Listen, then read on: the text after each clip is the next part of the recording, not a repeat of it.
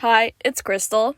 Welcome to today's thoughts video. For the past couple of months, I've been trying to write a video script about video essays that try to argue why one fandom in particular is the worst fandom. Mostly the script criticized common points brought up in those video essays, but I don't think I'll ever make a video using that script because the reality of the situation is that I no longer think having that conversation is productive. So I'm making a short thoughts video about it instead to not waste months of work, and so I can move on to different projects with some sort of conclusion in my mind about this topic. Here's some excerpts from the script. Oftentimes in these fandoms, they would be called toxic and terrible and cringy and weird. People would say that the fandom doxes people and everyone in it is crazy. The fandom has cringy teenage girls in it that are obsessed and will hate on anyone who doesn't like what they like. They can't handle criticism because they're toxic and mean. They'll witch hunt, dox, dogpile, and harass anyone who dares say anything negative about the things they like or their fandom. These fandoms, they're so toxic. They're crazy, they're uncontrolled, their creators need to control them and tell them what to do. First, get the idea that only fandoms as an online group are toxic. All groups online are capable of witch hunting, doxing, dogpiling, and harassing people. This includes, but is not limited to, gamers, politically involved people, random accounts paid to do those things because that is an actual thing that happens, and the list goes on and on and on. I don't know why there's millions of videos, yes, actual millions of videos, talking about how toxic fandoms are and talking about how toxic fandoms are and how terrible and mean they are when it's such a selective way to view the internet. Second, creators trying to control fandoms don't work the way people think it will.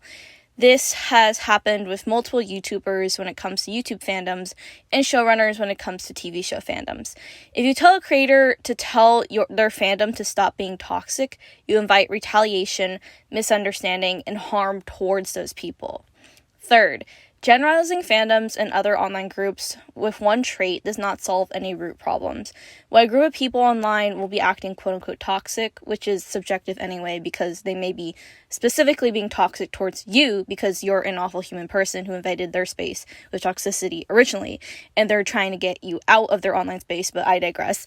Why an online group of people will be acting quote-unquote toxic is unique to each individual situation. There's no general reason why a group of people are being toxic. If a certain online group is actually toxic, then we must look into the root problems of why, which no one ever wants to do because it's complicated and nuanced and takes months or years of understanding, then delving into those issues, then finding ways to address those issues and improve upon them. And I've done it. And I can tell you that it's boring to sift through hundreds and thousands of posts and opinions and think pieces to understand why people behave the way they do. Sometimes people are toxic because they have no control over their real life, and online they want to control things. Sometimes people are trolling and want to get a reaction out of you. Sometimes people are looking for outlets to let out their anger because they have no other healthy way of doing it. Sometimes they do it to feel vindicated because people have wronged them in their past. And yeah, sometimes people are just toxic to be toxic. But not taking the time to understand that and just painting a broad brush across an entire group of people sucks. And that's the end of the script excerpt. In my efforts to make a video on this topic, I fully realized that the reason why people try to argue why one fandom is the quote-unquote worst is completely personal. It's never an objective argument. It's always about targeting a group this person irrationally hates and trying to justify that hatred without an ounce of nuance. They omit the facts from their video essays or contrasting opinions, pigeonholing themselves into this one perspective.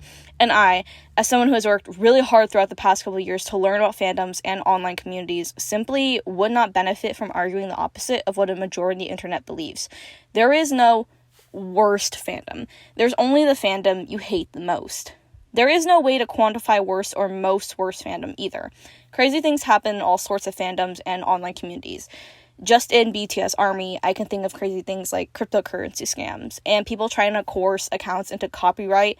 Basically what happens is that this group of people, they try to coerce accounts to, delete and, not support BTS by copyrighting their profile picture and headers, which is already illegal because they're not the copyright owners of those pictures of BTS and, things about BTS, so it was a weird situation.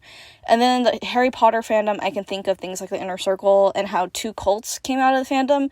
which one itself is weird, but, like, two is, like, even weirder. And then in the Reddit community, there's dozens of infamous stories of people posting things and horrible things happening to them in real life. In gaming communities, the list goes on and on and on. People always say fandoms, like, especially, like, media fandoms, especially, like, associated with, like, Tumblr and Twitter and, like, that. They say that those fandoms are known for, like, sending death threats and doxing, but so many Twitch streamers and YouTubers have to deal with people in their own communities, especially in gaming communities, doing those things to them. And they don't only deal with that, they also deal with stalkers. And I haven't even mentioned celebrity fandoms yet and the absolute ridiculous things happening there. We could delve into the numerous issues of fans becoming stalkers and insiders to get closer to celebrities and doing incredibly invasive stuff to those celebrities. The point that I am trying to make in all of this is that there is no worse fandom, and that trying to call one fandom the worst fandom ignores and actually disregards some of the very real issues going on in those communities. Instead of trying to use these bad traits or actions as a gotcha, we should, as a collective online community, work towards things like improved internet laws and reporting systems. But no, we don't do that, and instead pit each other against one another to somehow have some moral superiority. And much of this need to be better than each other could be mitigated through actually learning about each other. I've been a part of the online gaming community for years. I am well acquainted with how Reddit works. I'm a longtime Tumblr user. I've been in dozens of fandoms, and I'm still learning about other online communities. For example, Facebook groups. There are Facebook groups with millions of people in them sharing their common interests, and I could not tell you about them because I'm still learning about them. So this is why I am not making a video essay about criticizing video essays that claim a bad fandom is the quote-unquote worst, or that all fandoms are bad. I'm scrapping the video scripts. We're putting this entire topic to rest, and I'm not going to discuss it anymore on my channel. It's just something I am no longer interested in combating in any type of way or arguing about or going on. It's basically a bottom of the barrel take if you call a fandom the worst fandom or that all fandoms are bad. It's just, I'm not interested in arguing about that. If I try to counter it, I always ask myself, what am I actually doing? Because it's not productive. It's not going to change people's minds if I talk about it. So I'm just putting the topic to rest, and we're going to just move on from it. And I feel like that's kind of a sad way to end this video, on me feeling defeated over this topic. But also, I don't think that I could argue about it anymore because I have fatigue over it. And it's no longer something that I feel like I can explain, like, keep on explaining constantly, because I've already explained it enough in my life, over the course of my life, online.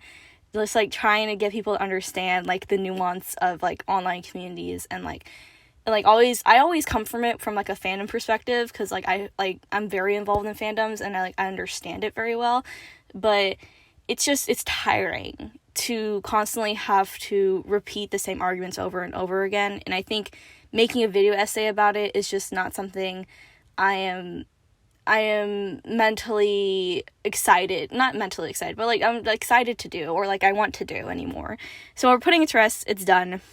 And if you found something worthwhile in this video and with my thoughts surrounding this topic, or you want to maybe add your own things about it, please tell me in the comments below. I like to read them. That's it for this video. Thank you for watching, and as always, please remember to stay thoughtful.